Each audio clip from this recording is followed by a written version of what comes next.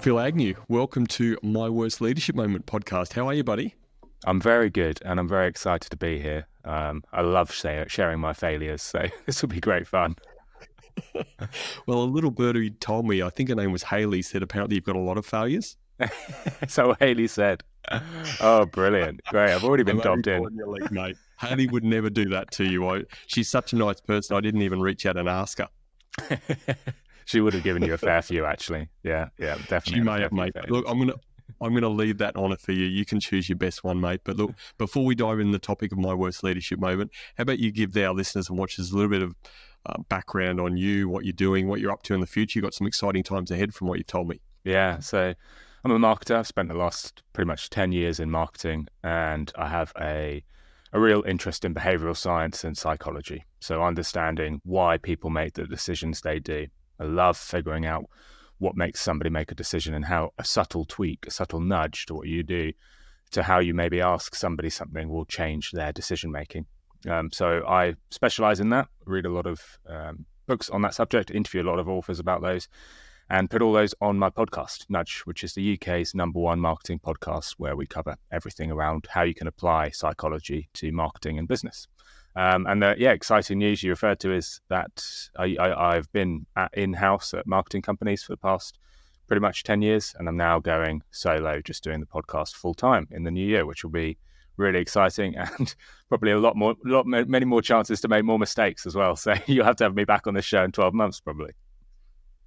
Mate, we look forward to that. You can share some more, but sincerely fantastic, and congratulations on what you've done there. Because I know, and those doing a podcast, it's a tough game. It's a hard game to do.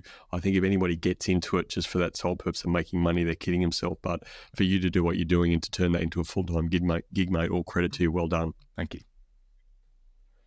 Mate, let's dive into the juicy part. This is what we're about on this podcast, My Worst Leadership Moment. So how about you share your story of what you consider to be your worst leadership moment?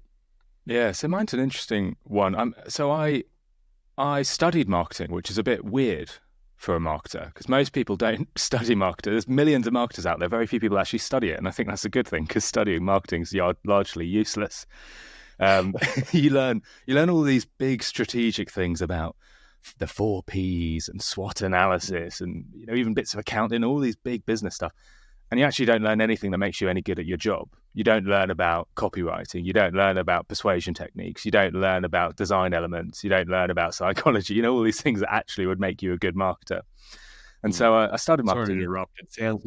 It sounds like degrees in general, to be honest. I'm not sure they're in that real world, are they? Yeah, I think you're right. Sorry to all the academics out there. Yeah, I know. And I love academics, and I did have a great time at uni as well. But I just found myself, basically, Brendan, I got this job as a marketer at Brownwatch, this Brighton-based tech company that did social media listening. And I was given all these marketing roles very early on into my job, and I just couldn't do them. I couldn't write an email which got people to click. I couldn't write a blog which got people to keep reading. I couldn't do all the things. I wasn't very efficient, despite spending 50 grand on a marketing degree in 4 years of my time. I really wasn't very good at the job. But anyway, I did slowly progress up this organization. I got into product marketing, which is pretty much where I've been for the last 10 years. And in product marketing, a big part of the role there, because we had a really big sales team, was to do these sales enablement sessions and to lead the sales team and teach the sales team about how to sell our product and how to sell our new features. Now, it's a really quite interesting task, because at that point in my life, I was about 24, 25 years old, a graduate out of uni who, like I said, really had no idea what I was doing. And I was tasked with training a bunch of veteran sales guys. Some of whom were making more than the CEO. These are the high flyers in the organization. Unbelievably cocky, as you can imagine, unbelievably arrogant, because that's what sales folks can sometimes be like. And I had to train them and teach them. And that was my task as a 24, 25-year-old with spots on my skin. And what was really interesting is our CMO, who was a veteran CMO, brilliant guy, he had helped us come up with this really good sales enablement framework. So we knew that the content that we had was really, really powerful. We knew that the things we were presenting were really, really good. And yet I would present these to these sales teams and it would just fall flat. It would just never be actioned on. All of the things I would encourage people to do, they would never do. And reflecting back on that, it was quite a major leadership mistake. I was trying to teach a bunch of veterans things that they did need to know, but Jesus, they weren't going to listen to me. And I tried so many different tactics. I tried to make my presentations more engaging. I tried to ask more questions. I used all these smart things you're meant to do to engage people. And they would just look at me and think, who's this kid? Who's this kid? And I realized, I was in this job for about 5 years, and it wasn't until I got to the end of that tenure when I started to get effective at that. But what was really interesting there is the content never really changed. I was always presenting the same sort of content. What changed, this is something I've since learned, and I think it's a really, really important leadership lesson. What changed is the amount of sunk costs I had put into my job, the amount of effort that I put in, the traction and the track history that I had changed people's perception of me. And it made me realize, and I've since seen this in the world of psychology, that the more effort or the more engagement or the more devotion you've had in a single job, the more likely people are to respect you. There's all sorts of studies that back this up. There's one which I read about recently, which I think just showcases this brilliantly. It's a study with Hindu devotees who are, it's a really interesting study from 2013. I actually don't know exactly what they're doing, but basically these Hindu devotees are asking people for donations. And by doing it, they are sort of experiencing some sort of pain. They're walking on hot coals, or they're putting themselves through pain. And the researchers, God knows how they managed to measure this, but they did. They managed to measure how the levels of ordeal that the devotees would go through. So, how long they would stand on these hot coals, for example, with the amount of donations that they would get. And these were separate populations, so different people analysing different things, so different devotees. And they found very conclusively that those who experienced a sort of average level of pain, maybe went on the coals for a few seconds, they would get around 81 rupees. But the observers of the high ordeal devotees, the ones who really experienced a lot more pain, received almost double, 161 rupees on average. And it's it's a crazy study, and I don't think it should be repeated, but it really shows when people see that you have gone through, you have a lot of experience. So not just that you have experience, when people see that you have a lot of experience and they see that you've gone through a high ordeal, they see your track history, they will engage with you far higher. And that was my problem. I think I would never, the leadership mistake there is a 24-year-old should never have been given those sales enablements, should never have been given those presentations, because I just didn't look like someone with the track history who could convince people. And yet, when I was 28 doing the exact same job, giving the exact same presentations, I was far more effective. And I think this is something all leaders should learn. If you're new to a job, don't spend your first month lecturing people. Spend your first month learning every part of the organization, getting in the front lines and seeing how things work, going on sales calls, meeting everybody, experiencing what it's like to be a customer. Because by doing that, not only will you learn a bunch of things which are fantastic, but you will tell your staff, you will show those that ordeal in the same way that those Hindu devotees did. And that will make people value what you suggest more. In the story you've just said, so much of it resonates with me because I was a similar age, 24, and I got an opportunity I was asked to run workshops as part of a project team in a centralisation project for Australia. The glaring variance for me was that where it worked well for me and my experience and my journey was that I ran workshops and very new to the whole process, but I was seeking information from others, from experienced people like the people you're talking about, whereas your situation, and it's certainly a leadership failure in my view that somebody has put you into that situation, that it was you as a young upstart, let's say, trying to teach these senior members on how they should do things. Yeah, and I think also there was leadership failure on my part as well, because I was trying to lead these individuals, but I didn't really know. I didn't know this idea about how my lack of history would affect how people perceive this content. I assumed they would love the content because it was written by a leader himself.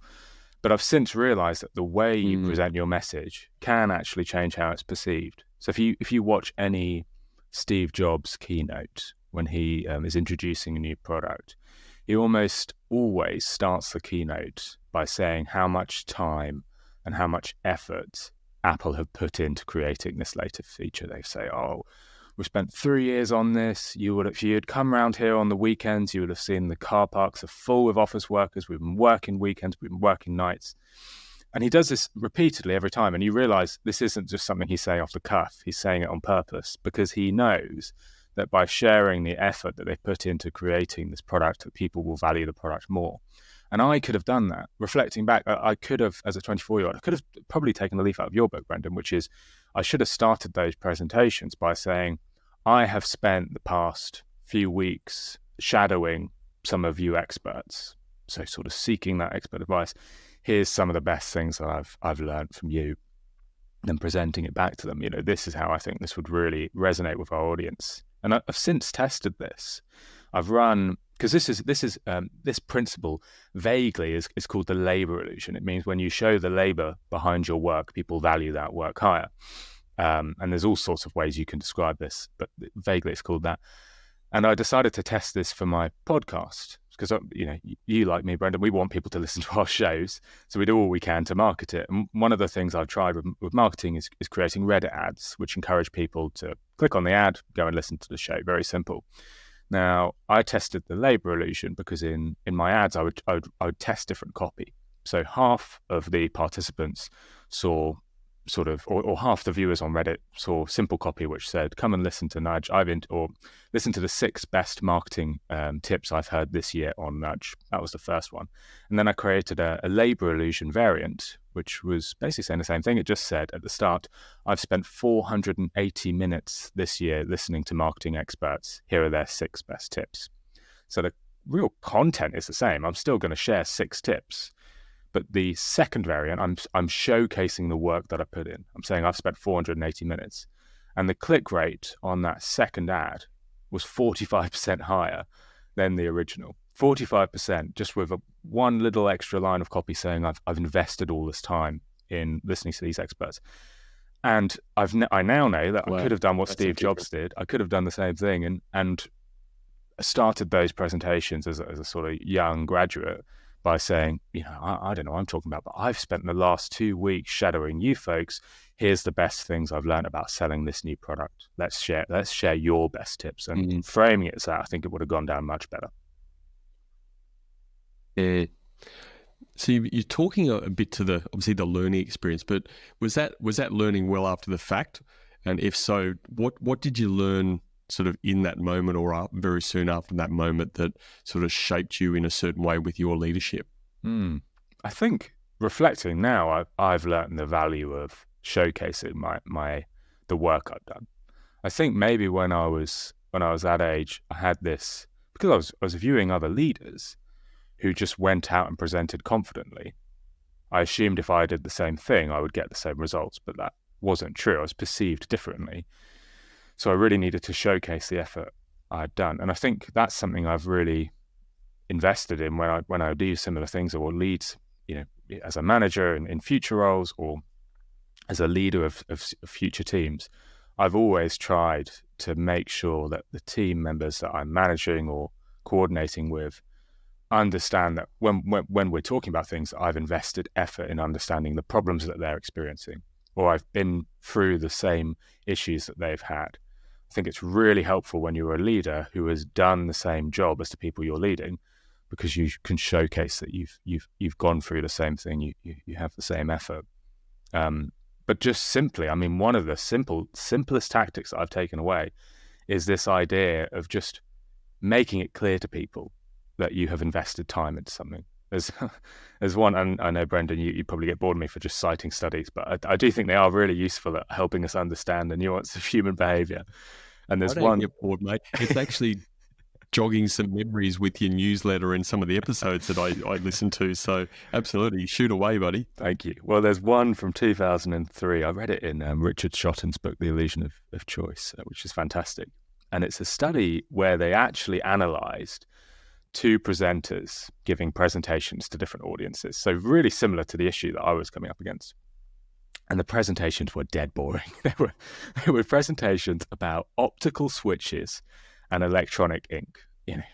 Things that people wouldn't find interesting at all. Anyway, they would give these presentations, and then they would ask the audience at the end how highly did they value the presentation. All sorts of questions, actually. What do you think of the presenter? How interesting was the content? How much do you remember? Doing recall tests.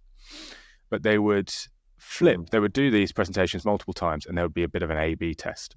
And sometimes they would say, this presentation, say the electronic ink presentation, it took 8 hours and 34 minutes to create. So they state that right at the start, just to let you know, we spent 8 hours, 34 minutes creating this. And other times they would say, this presentation on electronic ink just took 37 minutes to create. And they would flip it for both ones. And they found when they said the presentation took 8 hours, 37 minutes to create, no matter which presentation it was, they would always say that presentation was more valuable, that the speaker was more engaging, that the content was more memorable, regardless of whether it was about electronic ink or optical switches. Just stating that it took longer to create that presentation made people value it more highly. And it sounds almost like, wow, that's magic. How do they do that? But then you realize, well, this is just a core tenet of life. If you know an artist has spent 10 years working on a sculpture, and you hear the story of how they've toiled away on that sculpture for 10 years of their life, God, you're going to look at that and think that's incredible. But if you hear that if you hear that the exact same sculpture was created in 2 minutes by a 3D printer, you're not even going to look at it for a second glance. And there's a real leadership point which we can take away from this, which is leaders who have skin in the game, leaders who have invested time, leaders who show that they invest time, will be more effective. As a great example from Julius Caesar, actually, he if you read his biography, one of his things that he always had is he was always adored by the armies that he ran, and that was quite different from a lot of the other leaders, Pompey, for example. And I mean, it's difficult to figure out why, but there are a few reasons. One is Caesar would always sleep with his men in the trenches. He would always he would never choose to sleep away or experience better quality living standards, despite a lot of his illnesses as well. And his men really valued him for that. He would call them comrades rather than calling them, a more hierarchical name, so it would really be on the same level. And famously, when he was fighting Pompey, they had this awful moment where they were close to rebellion because they had nothing to eat, and all they could eat was this awful bread, which was, I think, pretty disgusting. But Caesar made sure that he ate that exact bread in the company with all of his men, and made sure that his men knew that he was eating that bread. So he was basically showcasing he's going through the same thing as them, and that apparently kept morale together. Churchill that used to do the same thing as well. He would always insist on visiting the trenches. He actually wanted to be at the D-Day landing. There's an amazing story about how Churchill really wanted to be at D-Day, and he only didn't go because he was the king pleaded with him not to go. It's like, you can't go to D-Day. You can't be on the beach. Like, you are the commander. You're the prime minister. You can't be there. But he had such skin in the game. He always wanted to be on the front line. He wanted his troops to know he was as engaged as them. And I think that's a fascinating leadership tactic, which you see amongst Steve Jobs, Winston Churchill, Julius Caesar, and then, even just playing out the most simple studies, showcasing that you've put effort, labor, skin in the game into something will make the people who are perceiving you value you more as a leader. And I think that's a really crucial point. Yeah, absolutely. And straight away, I think about just what you shared earlier in the show, and even when we were talking pre-recording, is you're putting skin into the game. You've had your podcast Nudge, and it's been fantastic. And again, as I said, I listen to it religiously and great episodes. But you are putting skin in that game, right? You're going all in. You're going full time on that. So it'll be interesting to see that as you announce that to the world, how that resonates in your sort of continued increase in downloads and those sorts of things. Sort of knowing you're probably running a test on that sort of thing, are you? Well, I mean, Brendan, you're bang on, aren't you? Like, it is guaranteed that if I created an episode which was called something like, a life-changing decision for me, or the biggest decision I've made in my life, really like bigging it up, and I'm going full-time on Nudge, I'm putting all these hours in, that would be very engaging. That would probably be my best episode, because it's doing that same thing. People like it when people commit to things. This is why hunger strikes work. Hunger strikes don't work because they shock and grab attention. No, they work. There are lots of things that can shock and grab attention, lots and lots of things. The reason hunger strikes really work is because they show skin in the game. if a hunger strike continues, the person will die. And I think that level of commitment, showcasing that level of ordeal, just like those devotee Hindus that we spoke about at the start, will make people value them more. You and I could probably grow a podcast a bit faster if we said we're not going to eat until our podcasts are number one in the charts. People would probably end up just listening to be like, God, these two are committed. This actually is. I mean, we're getting a bit away from leadership strategies here, but this is one of the ways that Mr. Beast is sort of the world's largest media person at the moment. He's this YouTuber who gets hundreds of millions of views. He's got more subscribers than the population of Russia. He's the biggest YouTuber in the world. And there's a lot of reasons behind his success, but one of the core reasons is that he always has a bit of skin in the game. So he makes, I think, 51 million a year. He reinvests, I think it's 49 million of those. And most of that is in these incredible prizes that he gives his contestants when they play his game. So he recreated the Squid Games, and I think gave the winner £500,000, but also gave much, much more away to other people in that video. So, people are watching these videos and think, oh my God, this kid basically is spending so much money on creating this incredible video and creating this incredible show. Because he is spending so much, I must value this content more because he's so clearly invested. And I think that helps him get virality and viral because he can showcase his investment so well. Whereas, the sensible thing to do if you make 51 million would be to at least, take a profit margin of 50% and just put it in the bank. But Mr. Beast knows that it's an algorithm game. If he can keep investing more than everybody else, he will seem more committed than everybody else. And if he seems more committed, people will value his videos more, be more likely to watch him. So it's psychologists will listen to this. It's fascinating. You're butchering a lot of principles. You're combining a lot together. But this idea around skin in the game, labor illusion, input bias, showcasing your effort, it does make a leader, at least will be perceived by others as a better leader, I believe. Absolutely, and the credibility that comes with that. So how, in all of this said, and some great studies cited, as I expected you to do, it wouldn't be Phill Agnew if you didn't do that, mate. So how has that experience, that knowledge and that ongoing learning you've developed over time shaped your own leadership journey and what you do today around having skin in the game and those sorts of things? I think the one takeaway for me, and this is something Rory Sutherland says a lot, is that this exact same message that a leadership shares can be perceived very differently based on how that message is shared. So let's use an example. Lots of leaders at the moment are trying to bring staff back to the office. They've got big costs on their office and they need to bring staff back to the office. So lots of leaders are struggling with this. Now, how do you bring staff back to the office? You could, for example, say to staff, you have to come in 2 days a week and frame it that way. Or you could reframe it in a completely different way and say, we've spoken a lot about it and we're very happy to announce that you will be able to work from home 3 days a week ongoing into the future. So just the way you frame it can make that message more appealing. Not the most engaging example, but you can see how these sort of things play out. Just changing the way you share your message as a leader will change how it's perceived. I'm going to cite another study, Brendan, but there's one I found recently, which I put in my newsletter, which is very relevant to leaders because it was looking at how academics or I think it was professors gave feedback to their students in their coursework. And what the professor did is just slightly changed the way they gave their feedback to students. So for half of the students, they said, I'm giving you these comments on your coursework or your work because I have to, which is just very truthful. They do have to. They're paid to do it. I'm just going to give you these comments because I have to, and then they would go on and give all their feedback. In the other half, the professor, a similar batch of students, different population, but similar batch. So these, there's a big enough number of students that these two are comparable.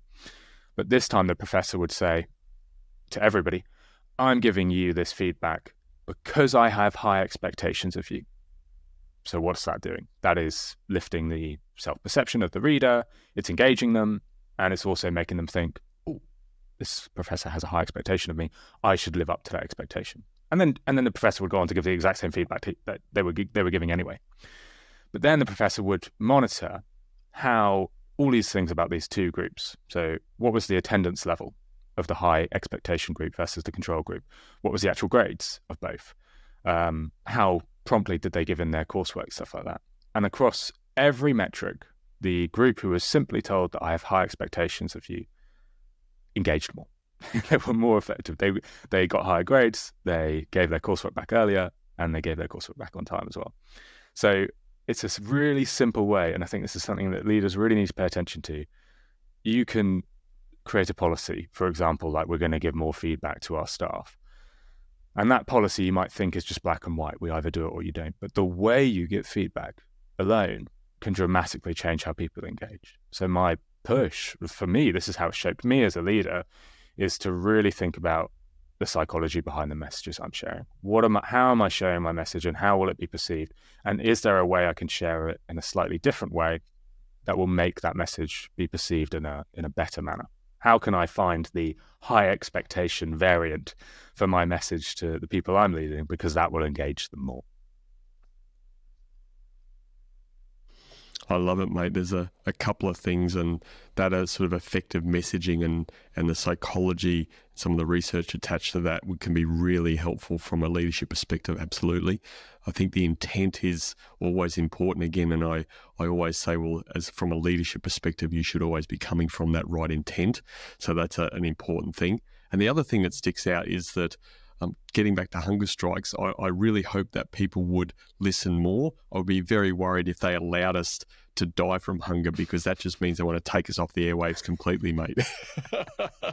So that would be very concerning for both of us, I think. Mate, it's I really appreciate you coming on again. We sought you out, and you've been you were a fantastic guest on Culture of Leadership podcast. I think it was episode 83 or something like that, so a little while back.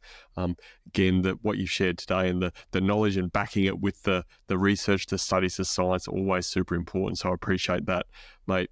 Fantastic to get your insights on your worst leadership moment, and thanks for being so vulnerable and sharing it with our listeners and our watchers today. Thanks for being a guest on My Worst Leadership Moment. Thanks so much, Brendan. Thanks for creating a wonderful podcast, and thanks so much for having me on. Pleasure, buddy.